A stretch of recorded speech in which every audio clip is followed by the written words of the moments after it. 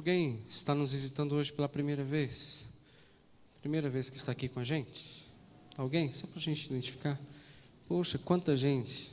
Que o Senhor os abençoe. Continue abençoando você e seu lar de uma forma muito valiosa, muito preciosa. Temos agora esse tempo de meditação na palavra do Senhor. Convido você a abrir sua Bíblia no primeiro livro dos Reis, capítulo 2.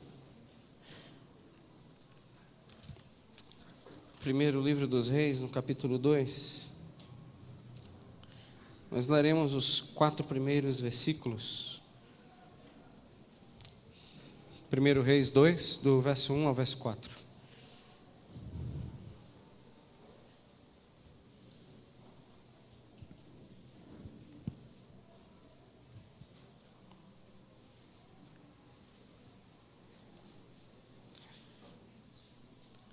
Aproximando-se os dias da morte de Davi, deu ele ordens a Salomão, seu filho, dizendo: Eu vou pelo caminho de todos os mortais.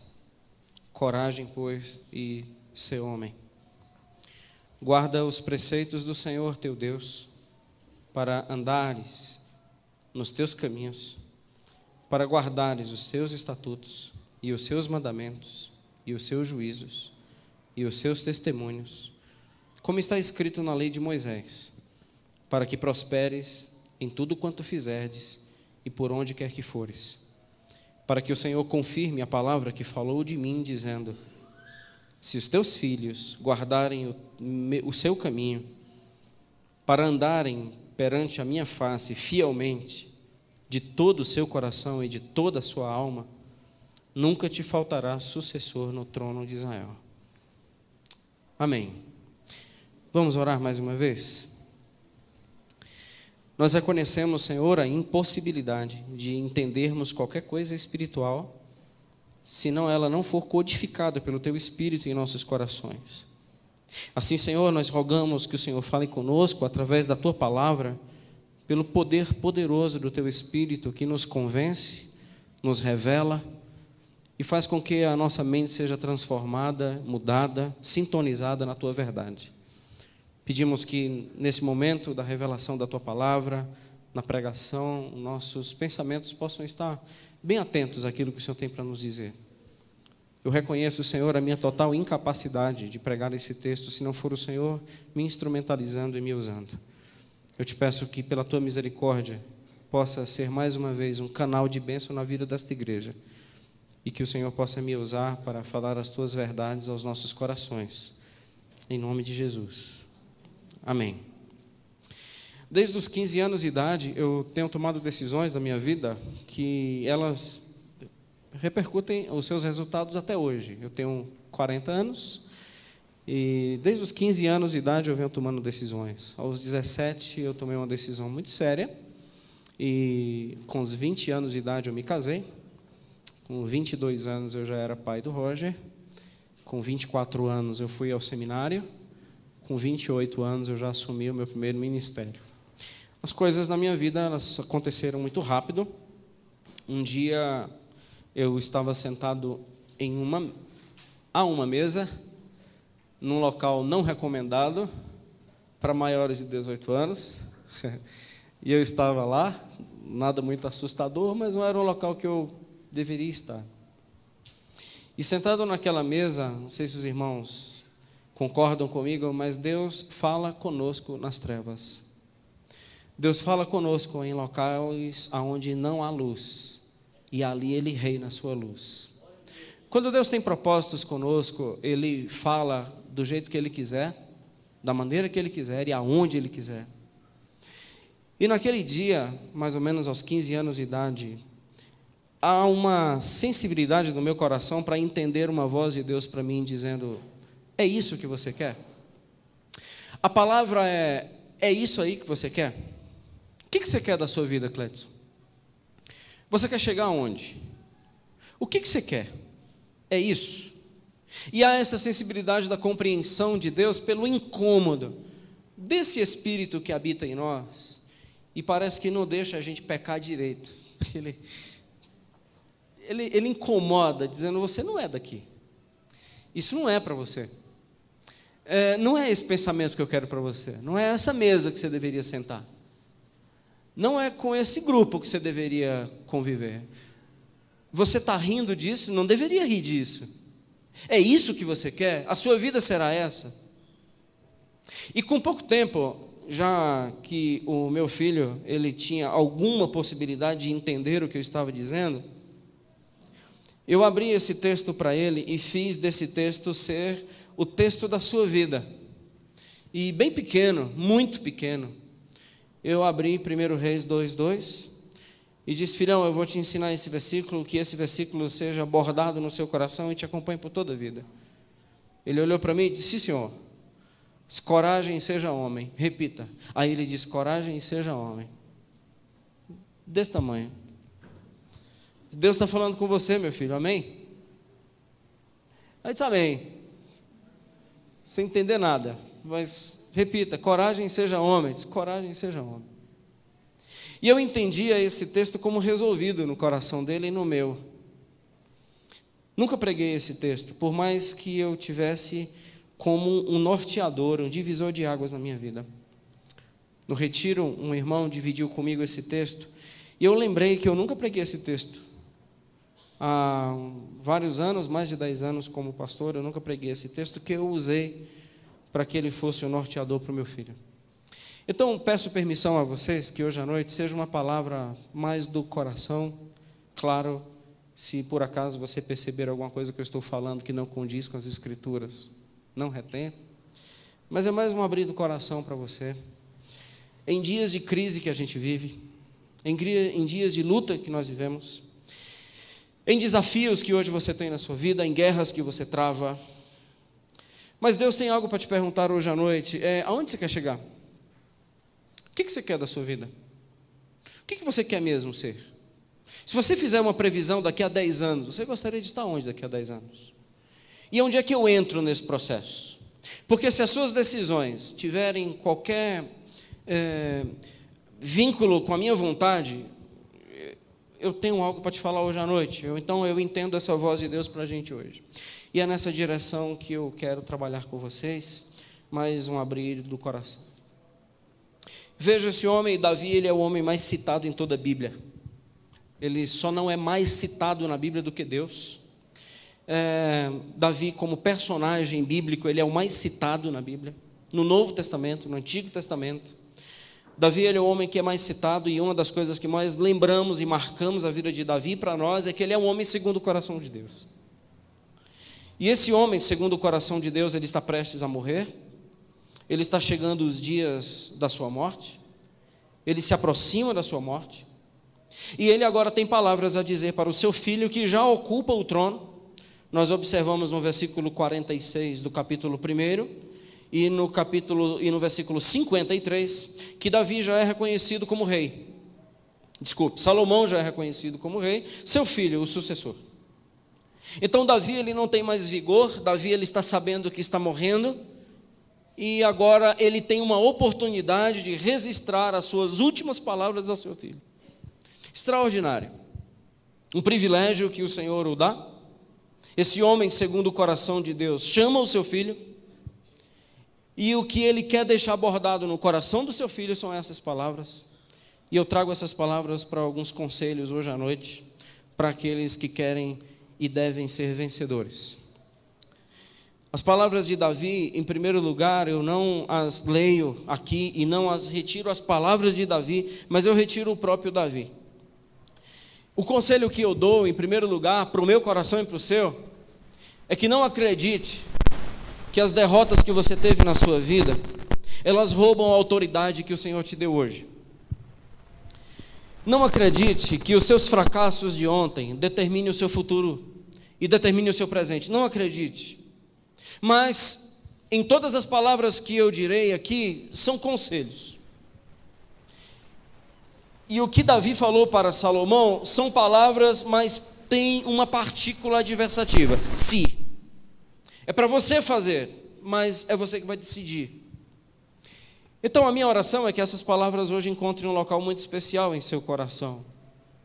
Se você quiser continuar acreditando que o seu passado, ele não pode ser usado a seu favor, você sempre será um cristão mudo, inadequado, sujo e completamente inapropriado para ser usado pelo Senhor.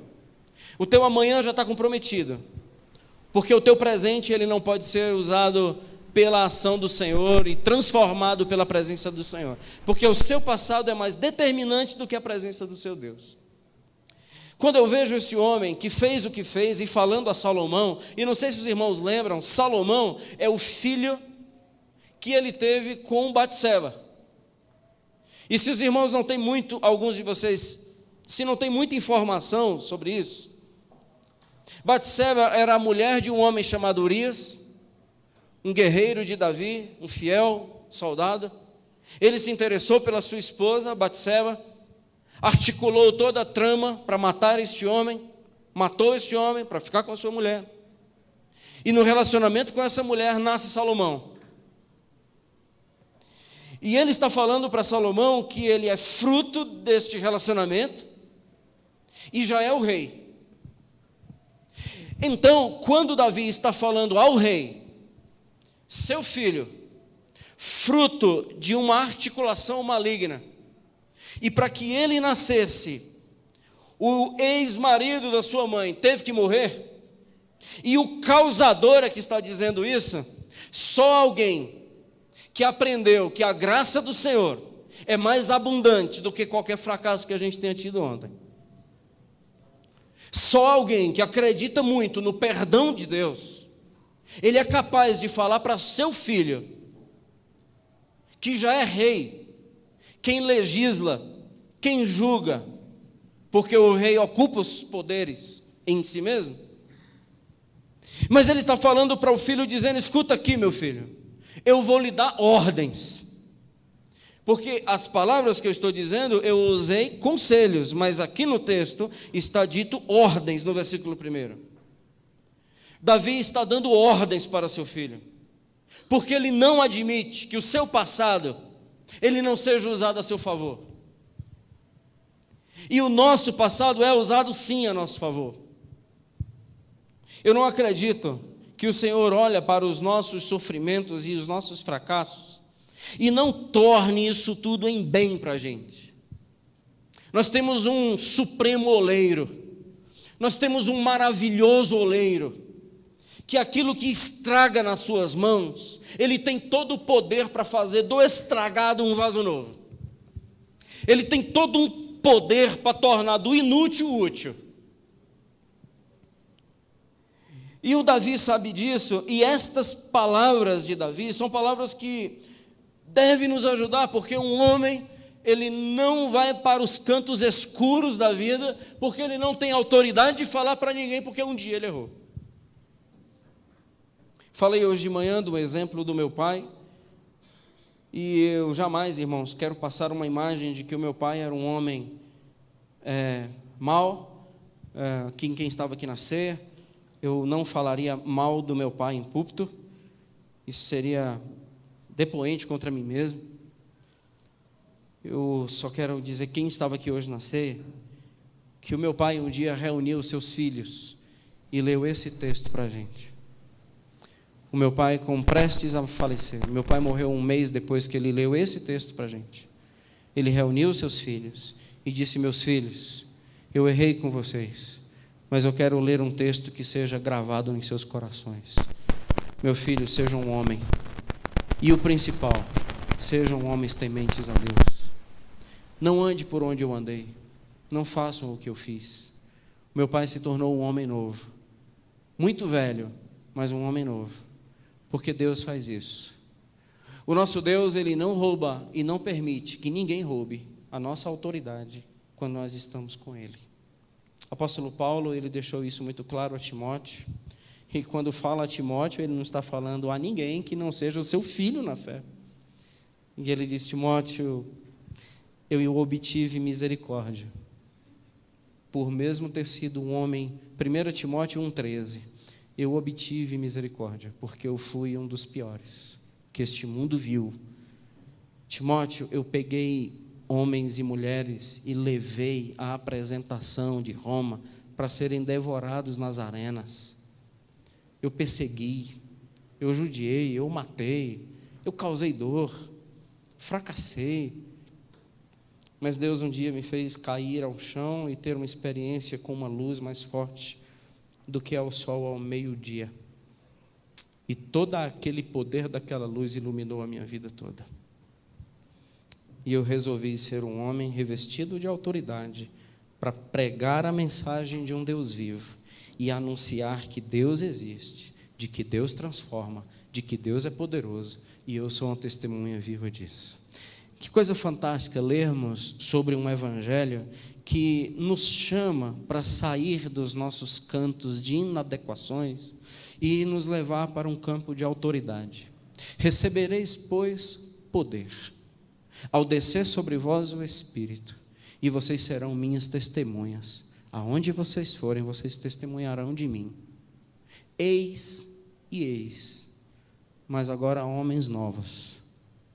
Davi, um texto que me intriga muito, se você está com a sua Bíblia aberta, veja 1 Reis, capítulo 15, nós estamos no capítulo 2, nós vamos voltar para lá, mas apenas esse texto que marca a vida de Davi. 1 Reis, capítulo 15, versículo 5. Porquanto Davi fez o que era reto perante o Senhor, e não se desviou de tudo que lhe ordenara, em todos os dias da sua vida. Vem uma vírgula, senão no caso de Urias, o heteu. Davi fez o que era reto perante o Senhor, não se desviou de tudo quanto lhe ordenara em todos os dias da sua vida, vírgula, senão no pecado contra Urias. Todos nós temos uma vírgula que nos envergonhamos. Todos nós temos um senão, um exceto. Homem de fé, exceto naquele período. E esse período é bom para que nós possamos nos recordar que naquela mesa, que um dia o Senhor falou comigo, eu ter a certeza que aquilo não é mais o meu lugar. Eu poder dizer para alguém que você não precisa mais comer com porco, para saber que longe do Senhor tudo se evapora e tudo se deteriora. Hoje ser um homem que eu não preciso mais andar em trilhas da morte para saber que essa trilha dá na morte, eu não preciso provar isso. Eu agora posso usar todos os meus fracassos e todos os meus pecados e tudo que eu fiz, que desonra ao Senhor, trazer ao meu presente e dar um adeus para tudo isso e dizer nunca mais, porque agora eu terei outra rota, agora eu terei outro caminho. Vai ficar a vírgula, vai ficar o exceto, vai ficar o senão, mas isso não rouba a autoridade hoje em pregar a palavra do Senhor. Assim como você, talvez, eu tenho pessoas que no meu passado, se entrassem aqui e me vissem pregando, eles talvez iriam olhar para mim com um olhar reprovativo.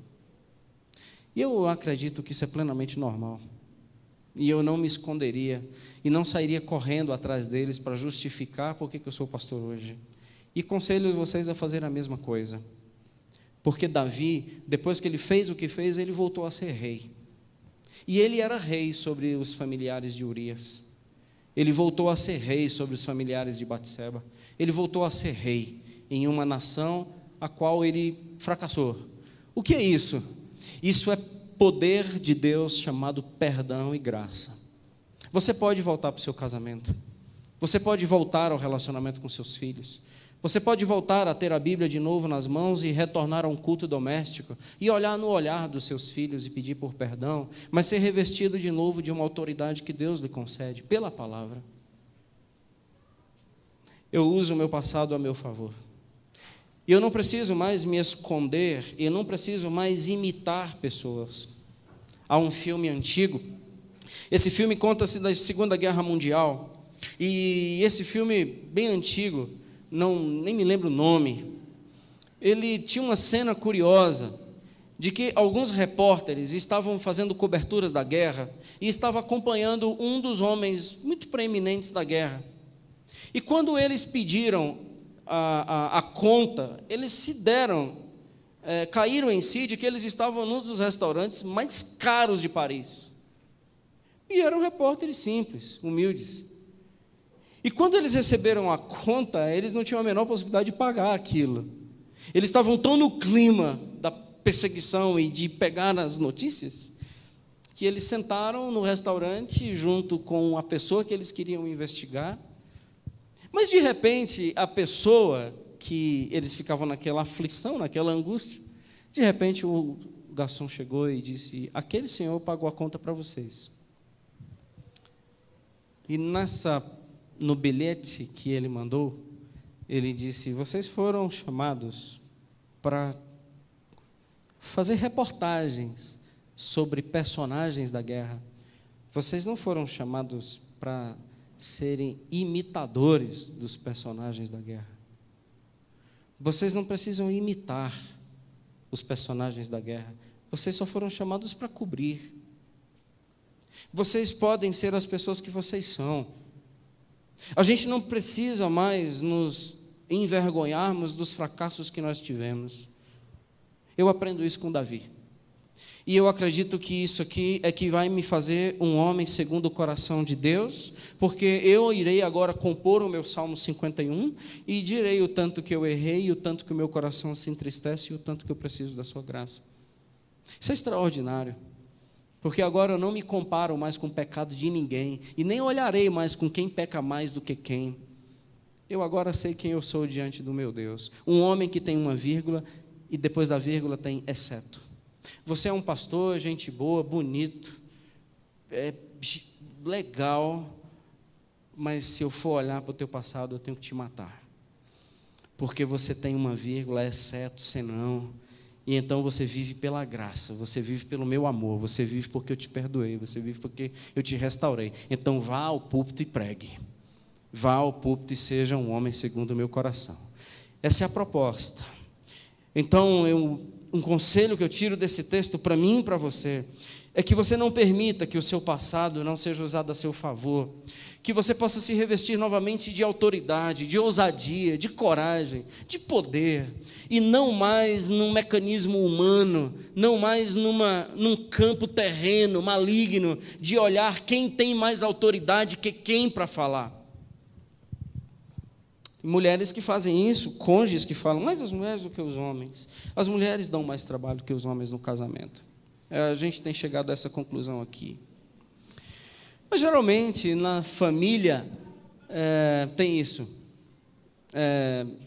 Quando nós vamos exortar o cônjuge, geralmente vem uma palavrinha de lá para cá, como se fosse a santinha, o santinho, quem é você, olha só quem está falando, esses negócios. Coisa de gente pequena, coisa de gente que não se converteu, coisa de gente que não tem a menor ideia do que é a graça, do que é o amor, do que é o evangelho, coisa de gente que ainda precisa descobrir a cruz. Porque esse diálogo não existe quando o que está vindo de lá para cá é uma exortação. E nós somos ruins de sermos exortados. Porque geralmente uma respostinha já está aqui, ó, coçando na língua, porque quem você pensa que você é para falar assim comigo, entendeu? Não tem que olhar isso não, tem que olhar você, sua vida, sua família, o tamanho da sua língua, é esse negócio. Tá. Isso é você que decide, porque eu não sou melhor que você, mas a palavra tem poder sobre nós dois. Eu não sou mais crente que você, mas a palavra, ela manda em nós dois. E você está errado. E você está certo. Você está correto. Você está equivocado. Pela palavra. Eu apenas estou sendo um instrumento para lhe fazer acertar. Deus joga luz nas nossas trevas. Segundo, eu vejo que eu jamais posso acreditar que eu sou permanente. E eu acredito que quando Davi está dizendo assim no versículo 2, eu vou pelo caminho de todos os mortais, ele está ensinando ao Salomão, dizendo, rapaz, é o seguinte, nós não somos permanentes aqui. Nós não somos eternos aqui. Por mais que eu seja rei, só existe um rei que é imortal. O rei eterno, imortal, invisível, mas real.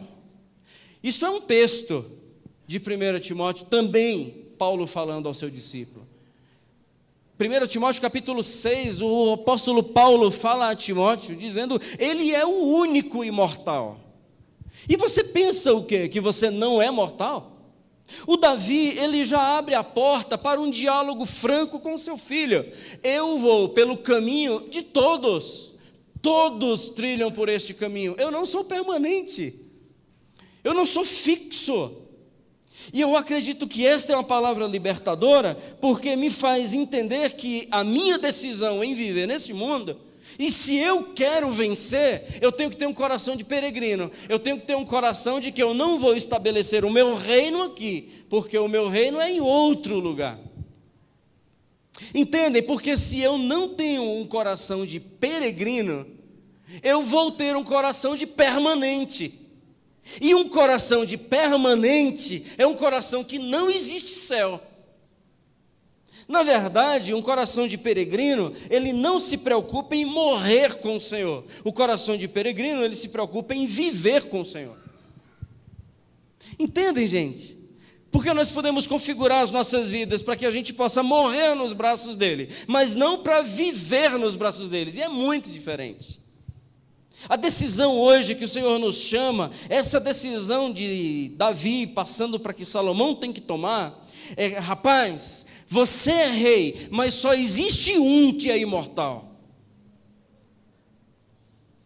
Esse Salomão, ele precisa tomar decisões na sua vida também, entendendo claramente de que ele tem que ser lembrado como um homem que está de passagem e que vai deixar um legado.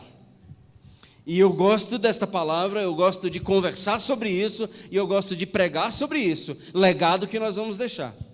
Eu, particularmente, gostaria muito de ser lembrado, quando eu partisse, como um cooperador de vocês. No dia que eu partir desta igreja, o dia que eu partir desse mundo, eu gostaria que fosse lembrado o nome Cledson como um cooperador. O privilégio que Timóteo também ouviu de Paulo. Timóteo, meu cooperador em Cristo. Cooperei com a sua família. Eu cooperei no seu casamento.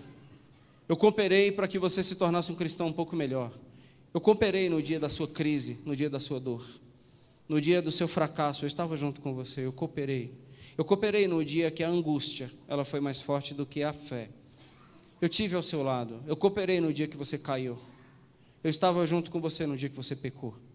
E nós choramos juntos. E nós encontramos um caminho de saída juntos. Nós invocamos a palavra juntos. Nós estivemos juntos diante do Senhor. Quando eu partir, eu gostaria de ser lembrado como um cooperador de vocês. Esse é o meu desejo. Como peregrino. Passou como peregrino e um cooperador que deixou alguma marca. Aquele camarada, ele contribuiu 2, 3 tijolos para a minha formação. Nós temos realidades hoje no mundo pastoral. Os pastores estão morrendo, gente. Acredita? Até pastor está morrendo. 2 amigos, ano 2014, nos deixaram. Pastor Silas Arbolato, pregando na igreja em São Paulo. Na hora da mensagem, ele tem um infarto fulminante e cai e morre. Eu vou pelo caminho de todos os mortais. Não está nada errado. Entendeu, Salomão? Não está nada errado. Entendeu, filho, filha, esposa? Eu vou pelo caminho de todos. Todos vão pelo mesmo caminho. Não se agarre em mim como se eu fosse eterno. Filho, não acredita em mim quando eu digo que ano que vem a gente vai viajar, não. Porque isso não é certeza. Amor, não acredita tanto quando eu estou dizendo que vou casar com você no final do ano. Agora, só que se você disser isso, você corre sérios riscos. Mas biblicamente você está certo, porque você não tem certeza. Eu vou pelo caminho de todos os mortais. O que eu fiquei pensando nesse texto? O que eu posso trazer hoje de uma forma mais aplicativa para o meu coração? Eu fiquei pensando quais as minhas decisões que têm tudo a ver com uma vida de peregrino. O que eu tenho decidido na minha vida? O que tem pautado a minha vida que isso só peregrino faria? O que você está fazendo da sua vida? O que você está fazendo da sua vida que isso aqui é uma marca de alguém que não é permanente? Qual foi a decisão que você tomou essa semana? Qual a decisão? Lembra? Qual a decisão que você tomou esta semana que só peregrino tomaria? Porque você está de passagem. Qual a decisão que você tomou ano passado, que marcou? Você veio para cá ou se prostrou diante do Senhor em adoração, porque você confirmou a sua trajetória de peregrino aqui, porque só peregrino tomaria essa decisão. Qual a decisão que você tomou? Então as nossas vidas, a gente está vendo, somos peregrinos, somos peregrinos, somos peregrinos, mas quais as decisões mesmo que tem marcado isso? O que você abriu mão, que nenhuma pessoa ajuizada abriria mão, mas você abriu porque você é peregrino? O que foi que você agarrou com todas as forças, que uma pessoa que tem outros projetos jamais agarraria, mas você disse: eu agarrei, amigo, porque eu sou um peregrino. O meu reino não está aqui, não estou estabelecendo nada aqui que não seja um legado de uma pessoa que viveu em Jesus e por Jesus. O resto disso não faz o menor sentido. E o Senhor não morreu numa cruz para nos dar bens, o Senhor morreu numa cruz para nos redimir da morte e do inferno, pelo seu amor e pela sua graça, mas também para a gente aprender a viver nesse mundo difícil que a gente vive. E como é que a gente vive nesse mundo difícil que a gente vive? Como um peregrino. Amém? Como é que a gente lida com crise? Como peregrino. Como é que você lida com o seu dinheiro? Estou de passagem. Como é que você lida com seus investimentos? Nada é meu. Estou só usando por um tempo. Ou nós acreditamos que esse prédio vai ficar? Eu já falei isso. Você acreditando que esse prédio vai ficar até quando aqui? Eu não sei até quando esse prédio vai ficar. Eu sei que a gente vai ficar aqui por pouco tempo. E se por acaso o arrebatamento da igreja for amanhã, já disse isso, ainda está aberto, eu não sei porque que ninguém procurou a gente ainda. A gente passa esse prédio para você no seu nome. É seu. Se Jesus voltar amanhã para levar a sua igreja, pode ficar com esse prédio. Isso não faz mais o menor sentido para a gente. Isso aqui a gente tem que entender esse prédio como tenda. Esse prédio é o quê? Uma tenda. Isso aqui é a casa do Senhor? Gente, o Senhor não pode habitar numa casa dessa. Ele habita em mim e em você. Mas aqui, jamais. Nesse palco, tenha dó. Coração de peregrino é diferente. Eu combati o bom combate. Eu não perdi o vigor em vão. Eu não fugi da luta. Eu combati o bom combate, eu entendi que algumas coisas não vale a pena combater. Combati o bom combate, coisas que ecoarão na eternidade. Eu combati o bom combate. Identifiquei os meus inimigos, combati o bom combate. Combati o bom combate. Não por coisas que traças, não por coisas que ladrões poderiam corroer e roubar. Eu combati o bom combate. Combati o bom combate pela fé, eu combati o bom combate da comunhão, da igreja. Eu lutei a luta do Senhor. Eu completei a carreira. Eu não tenho na minha vida uma marca de abortos. Eu não tenho na minha vida uma marca de abandonos. Quantas biografias de crentes empolgadinhos por um mês, 2 anos em silêncio. Uma voz surge depois de 2 anos, 3 meses, 4 anos em silêncio. Não é carreira, isso é desculpa, isso é peso de consciência, isso não é carreira. Porque eu nunca completo nada. Projetos que eu assumo, abro mão. Pelo Senhor, abro mão. Eu não completo carreira. Completei a carreira, porque só quem completa a carreira é peregrino. Fui fiel àquilo que o Senhor me propôs. Assumi um compromisso com a sua obra e com o seu nome. Não para ganhar dinheiro, mas para viver para a sua glória. Completei carreira. Guardei a minha fé. E só guarda a fé quem é forte. Quem é fraco, nega. Abre mão, negocia. Estamos abertos a negócios. Guardar a fé é uma postura completamente diferente daquela de Hebreus, quando denuncia aqueles que desviaram da fé. Hebreus, ele tem uma linguagem dura que diz: é uma porca que voltou para o lamaçal. É um cachorro que voltou para o vômito. Isso é a linguagem bíblica. Aqueles que desviam da fé é simplesmente uma porca que voltou de novo para o lamaçal. Nunca se tornou ovelha, nunca se tornou um animal meu. É porca que voltou para a lama, é cachorro que voltou para o vômito. Desviar-se da fé, a Bíblia usa essa linguagem. E o texto seria melhor nunca ter ouvido, do que ter ouvido e ter voltado para a lama e para o vômito. Sou um peregrino, estou de passagem. E aí agora o Salomão vai ouvir de Davi. Agora uma palavra para ele, a palavra é: filhão, assuma o seu papel na história com honra. E eu vejo essas duas expressões, coragem e ser homem, como isso. O que eu quero dizer com honra? É aquela estatura de uma pessoa que enfrenta a vida da forma correta.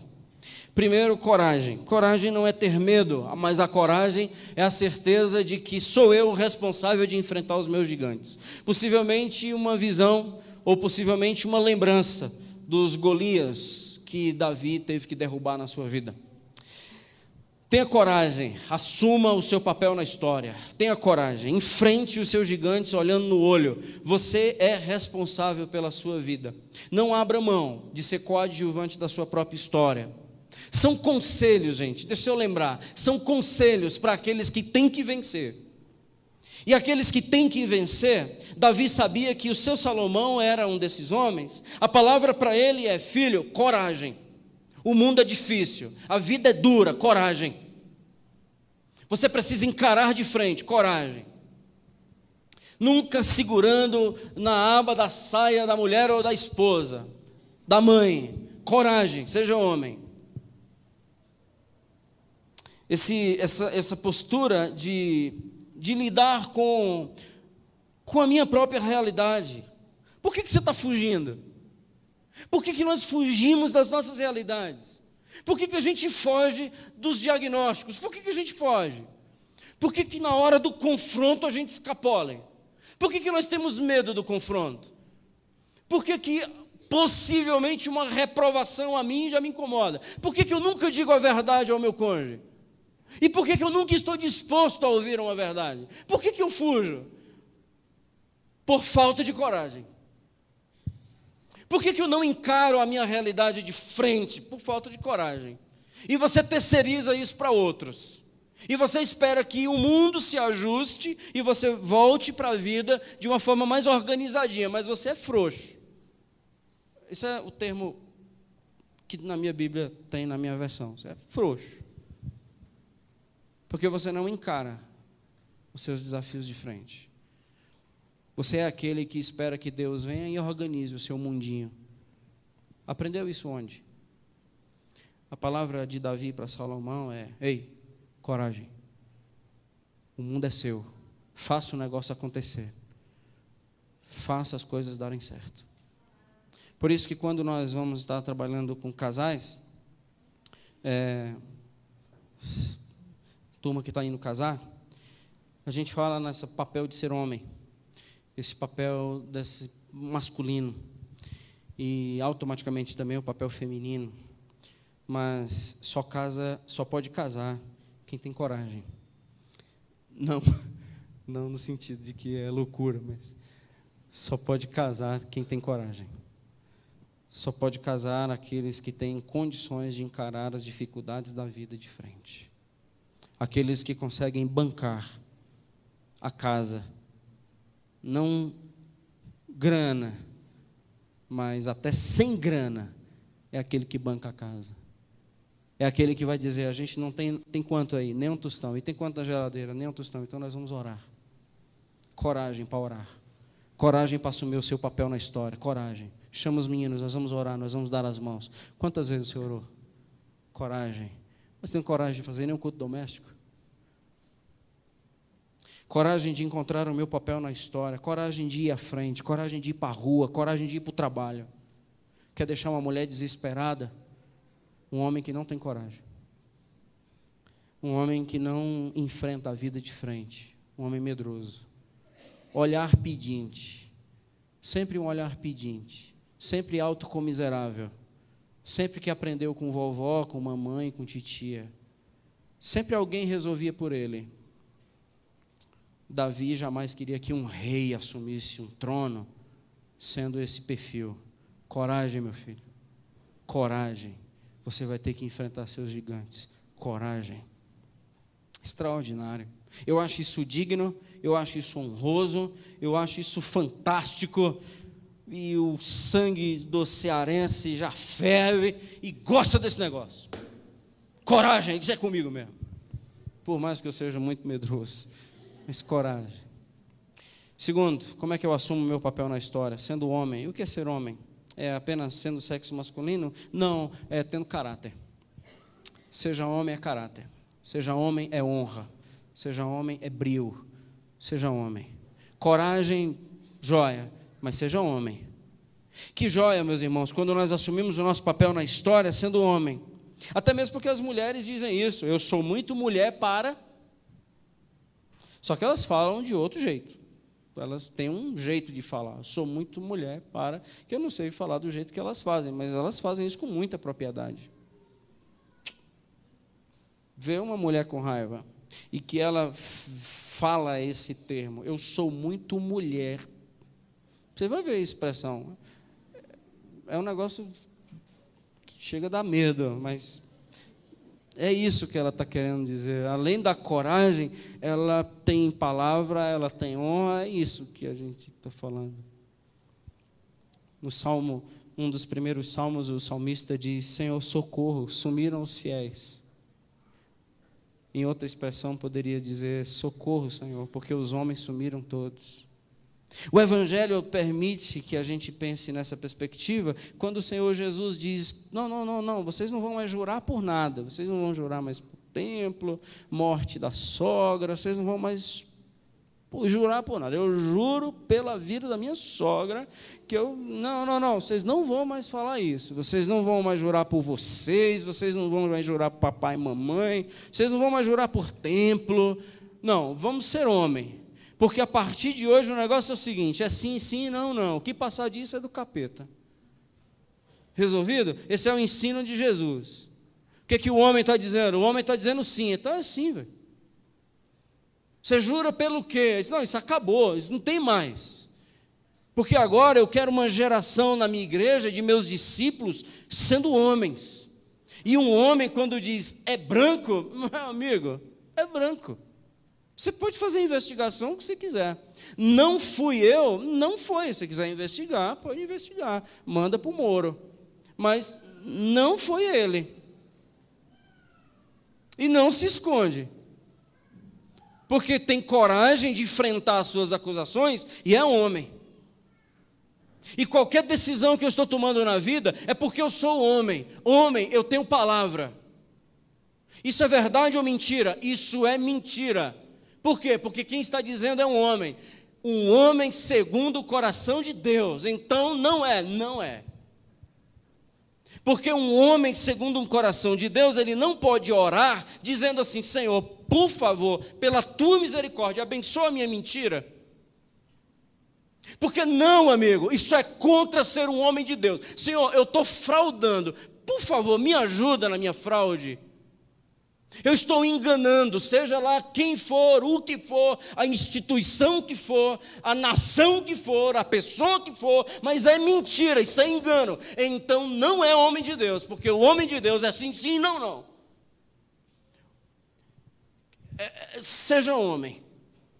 E isso os nossos pais nos ensinaram, que o fio do bigode de um homem valia. Esse dia 3 eu venho te pagar. Não dá dia 4, amigo, porque quem falou foi um homem. Hoje não. Então não poderia assumir um trono, não poderia ser um rei, um homem que não fosse homem, um homem que não tivesse honra. Eu estarei com você todos os dias. Só a morte nos separa. Isso é uma aliança. Isso foi feito diante de Deus. Se chama casamento. E hoje está faltando homens que honrem isso até o fim. Amor foi embora, mas a gente vai resgatar isso aqui no nome de Jesus. Porque a aliança vai fazer com que o amor retorne. A minha palavra, a palavra que nós colocamos diante do Senhor vai valer. Porque quem falou foi um homem. Quem falou foi uma mulher. Casamento está virando bagunça. Bagunça. no meio cristão. E que o Senhor nos dê juízo de confrontarmos essas bagunças que estão acontecendo. Que aqui na Cristã Evangélica Nova Vida não seja um celeiro de pessoas que não são homens e que não são mulheres e que viraram moleques diante de princípios do Senhor.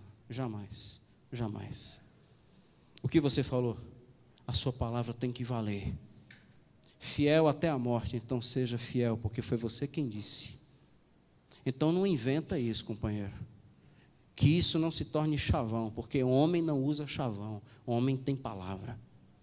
Meu filho, seja homem. É essa a ideia. Tenha coragem de lutar com todos os seus inimigos, mas seja homem. Último lugar. Um homem que vai para o trono.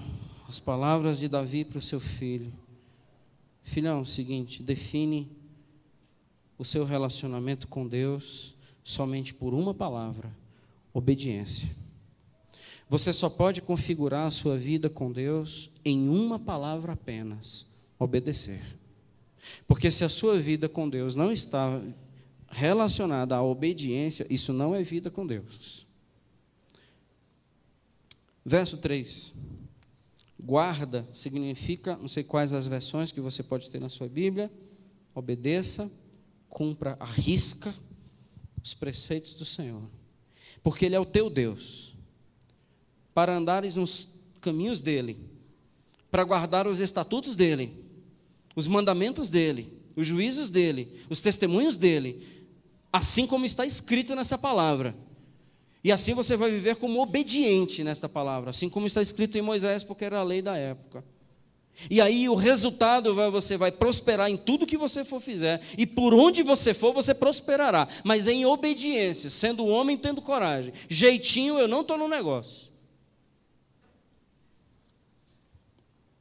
Para que o Senhor confirme a palavra que falou a mim, dizendo: se teus filhos, entendeu, filhão? Isso é uma decisão sua. Eu queria que a promessa do Senhor acompanhasse a minha geração, que está em você.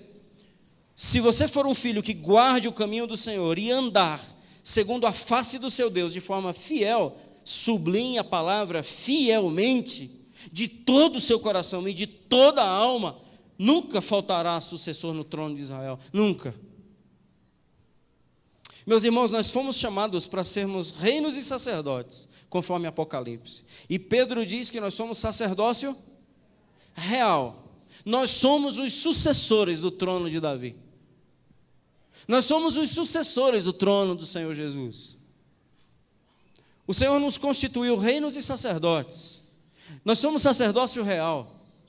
Nós agora pertencemos a um povo, e neste povo o Senhor não nos enxerga como plebe, o Senhor nos enxerga também como reinos.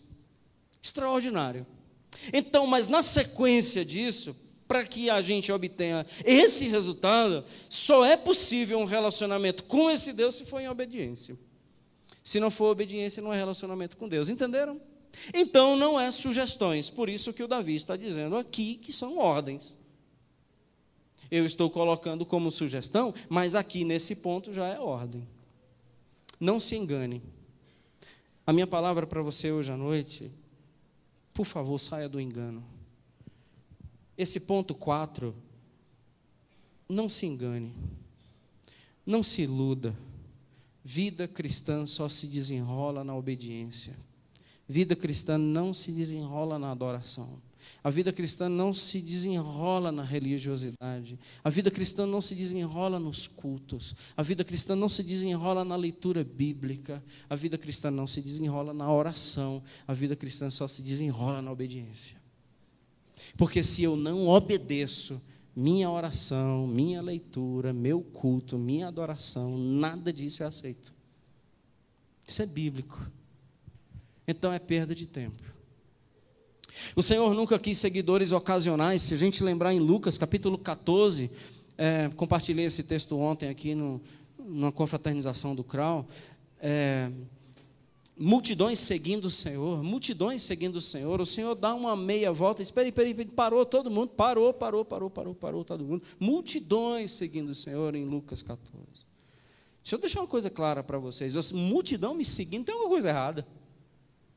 E parece que o Senhor nunca foi muito bom em marketing pessoal. Ele espantava o povo. Tem uma coisa errada, a multidão me seguindo, vocês não entenderam a mensagem. Aí ele vai fazer uma recapitulação. Escuta, para me seguir tem que deixar pai, mãe, tal. E tem que pegar a sua cruz. E não pode, tem que... deixa eu dizer uma coisa, você tem que aborrecer a tua própria vida para poder me seguir. E você vai ter que levar a sua cruz, e você vai ter que me obedecer. Eu vou ser o seu Senhor, eu não sou o curandeiro. Eu sou Senhor, eu vou te mandar e você obedece. O nosso relacionamento vai ser no campo da obediência, vocês entenderam? Por isso que aquele que não toma a sua cruz e não vem após mim, não pode ser meu discípulo. Então eu estou dizendo para vocês quem não pode ser discípulo. E eu não quero que vocês continuem perdendo o tempo de vocês, porque vocês estão me seguindo, sem entender que para ser meu discípulo, só obedecendo. Então vocês estão perdendo tempo, porque vocês estão aqui por cura, vocês estão aqui por milagre, vocês estão aqui por prosperidade, vocês estão perdendo tempo. Essa é a palavra dele lá em Lucas 14. E é a palavra que nós temos que lembrar hoje no Evangelho e nesta igreja, porque nesta igreja nós temos que anunciar o Evangelho, e aqui nesta igreja a gente anuncia de que o Senhor não morreu numa cruz para nos tornar pessoas de sucesso. O Senhor morreu numa cruz para nos tornar pessoas bem-aventuradas. E as pessoas bem-aventuradas são aquelas que o obedecem. E o Davi está falando isso para o seu filho, dizendo o seguinte: você vai assumir o trono, você vai ser rei desta nação, por onde você for, aonde você colocar o pé e o que você vier a fazer, só tem uma forma de você ser próspero: se você guardar tudo de Deus e se você for fiel a Ele de todo o seu coração. Só esse jeito, não tem outra forma. Aquilo que Deus disse, faça.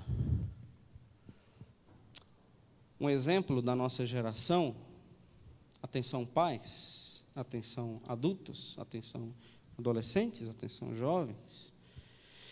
Vocês sabiam que 70%, aproximadamente 70% dos jovens cristãos são sexualmente ativos?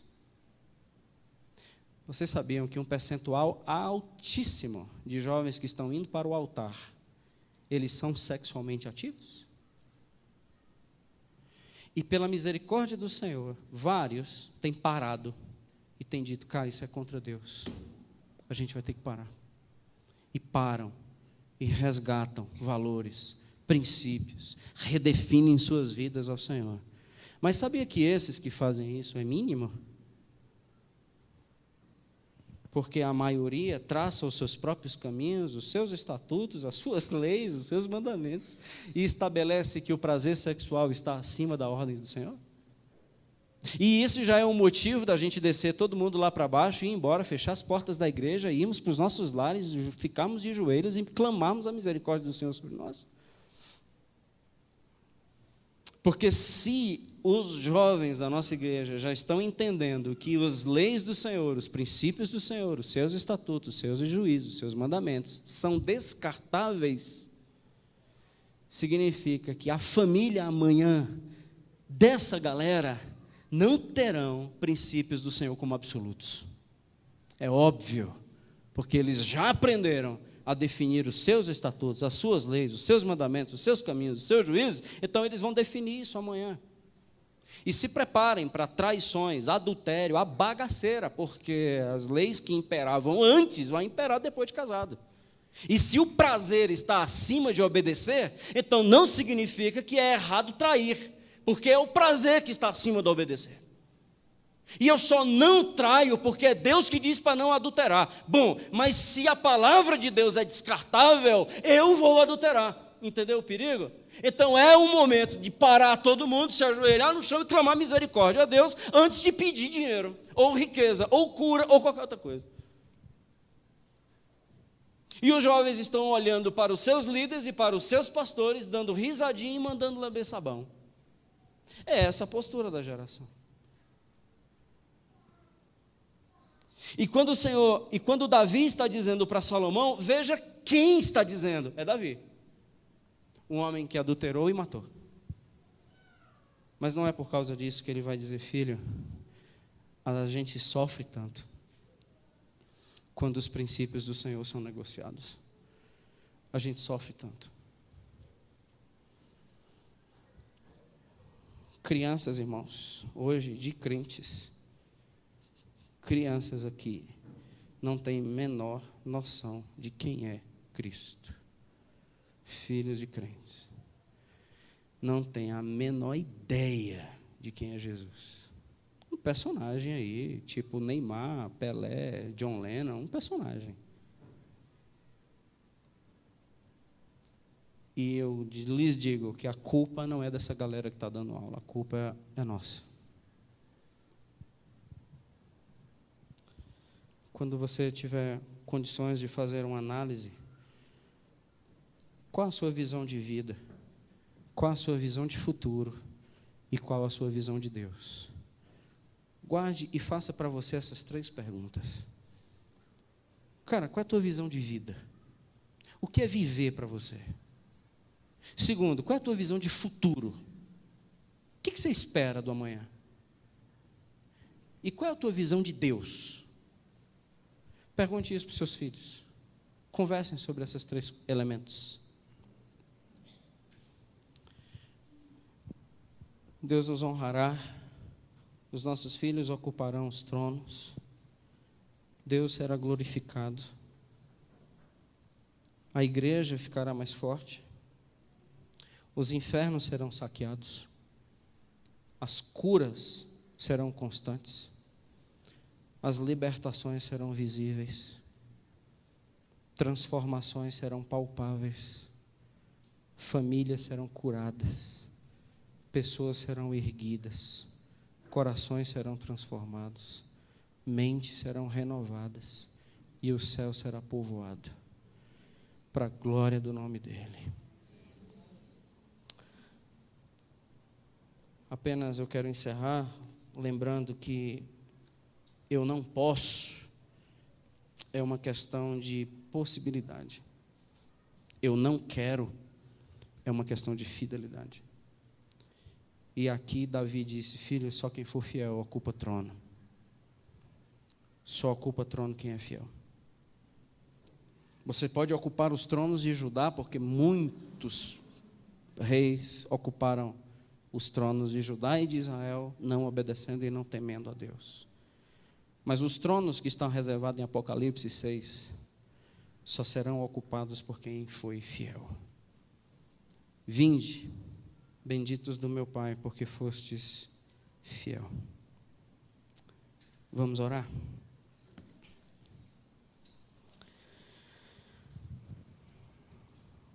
E o grande projeto de Deus para mim e para você, meus irmãos, não é dar coisas.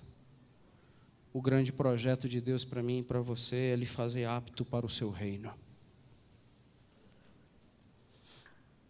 Deus não está interessado em lhe dar nada, antes de não fazer você uma pessoa apta ao seu reino. O meu pai leu esse texto, um homem que fracassou tantas vezes, e eu louvei tanto ao meu Senhor, por ele ter conseguido ler esse texto para nós, os seus filhos. E eu espero que esse texto seja um divisor de águas para você, e que você tenha a possibilidade de ler com seus filhos, ler com a sua geração, passar essa mensagem para aqueles que você ama, mas nunca sem antes fazer com que ele produza efeitos na sua vida. Oremos. Esse mundo, Senhor, tenta nos capturar todo dia. As investidas deste mundo, elas são terríveis para nós, para os nossos corações, e muitos de nós já nos perdemos. Muitos de nós, ó Deus, às vezes estamos aqui com um sentimento de culpa tão agudo que nós nem nos perdoamos. Muitos de nós estamos aqui com a mão no rosto, porque nós não queremos olhar para o Senhor pelo que fizemos. Senhor, muitos de nós perdemos o endereço da Tua graça, perdemos o endereço do Teu perdão. Muitos, ó Deus, perderam a noção até mesmo de quem Tu és. Tu se tornou um souvenir, Tu tens se tornado para muitos apenas um nome, mas não uma pessoa, não um Deus real, invisível, imortal e único. Senhor, que hoje à noite seja uma noite de retorno. Obrigado porque há mais de 20 anos atrás eu ouvi o Senhor. E eu decidi que aonde eu queria estar e quem eu queria ser, era um homem segundo o teu coração e está na tua presença. Obrigado, Senhor. Obrigado por aquela noite escura aonde o Senhor jogou luz na minha vida. E eu rogo a Ti, Deus, que hoje, se há noites escuras aqui nesse auditório, que a Tua palavra tenha entrado como um grande fecho de luz, e que o Senhor possa retirar dos lugares escuros da culpa, do medo, da covardia, da desobediência, da rebeldia contra o Senhor, homens e mulheres segundo o Teu coração. Nós acreditamos, ó Deus, que o que antes tomava conta de nós não tomará mais, será o Senhor e o Teu Espírito. Nós acreditamos absolutamente que o que nós desejávamos, o que tínhamos prazer, vai ser agora o prazer em estar na Tua casa. Vai ser um prazer de meditar na Tua palavra dia e noite. Os nossos prazeres mudarão, os nossos focos mudarão, a nossa obediência ao Senhor será real. Eu acredito, Deus, que o Senhor não nos trouxe para cá em vão e por acaso. Eu acredito, Senhor, que todas as vezes que a gente se reúne nesse local, não é para cumprir uma agenda, é noite de transformação, é noite de libertação, é noite de cura, é noite de impacto, é noite, ó Deus, de decisões sérias, é noite de crescimento, é noite de consolidação, é noite de mais concreto no alicerce, é noite de mais ferro no alicerce, é noite de mais um andar da fé construído, nos tornando um edifício bonito para a glória do Teu nome. São mais sementes lançadas na lavoura do Senhor, são mais árvores plantadas como carvalhos de justiça que ninguém arranca, são vitórias, ó Deus, perante o reino das trevas, são legalidades que antes existiam, mas a partir de hoje não existirão mais.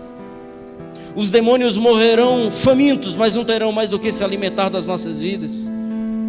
Nós não seremos mais um local de alimentação das trevas. Cessou, parou, nem as nossas mágoas, nem os nossos rancores, nem as nossas angústias. Nós queremos trazer todo o nosso passado a nosso favor para a glória do Teu nome.